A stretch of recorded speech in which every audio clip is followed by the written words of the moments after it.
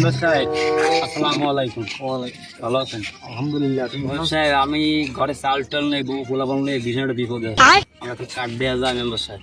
আরে তুমি কি কও কার্ডের কথা? তুমি না ওই দলে ছিলা? ওই দলের লোকের কি কার্ড হয় নাকি?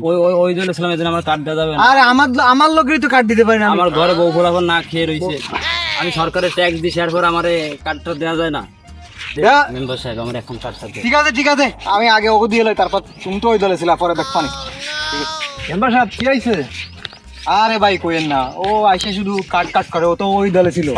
ভাই এই ছেলেটা দেখছেন? এই ছেলেটা বাড়ির পরিবেশ আপনি জানেন? ছেলেটা বউ ছোট বউ না খাওয়া ভাই। বউ ছোট বড় নিয়ে না খেয়ে থাকে। আচ্ছা ঠিক আছে দেখ পানি আমি পরে দেখ। আরে কি হয় কি হয়, এই ছেলেটা এই দেশের নাগরিক না? এর কার্ডটা তো আগে হওয়া উচিত। আগে এর কার্ডটা দেবেন আপনারা। শিক্ষিত মানুষ হয়ে আপনারা তা করেন না, এর কার্ডটা আগে দরকার। ঠিক আছে ভাই দেখ পানি। মেম্বার সাহেব আমি কিন্তু আরে একবারে। আমি ট্যাক্স দিই।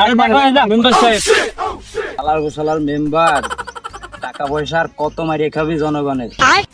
সরকারে তো আমিও ভ্যাট ট্যাক্স দিই, আমার এখন কার্ড আইছে, সরকার আমার মাসের মাথায় বছরের মাথায় 1000 1500 টাকা একটু মাল সামানা দেয়, সেও তোর মারি খাওয়া লাগবে, তো আত্মীয় স্বজন দেওয়া লাগবে। আচ্ছা এরপরে ভোট দেওয়ার সময় দেখ পানে।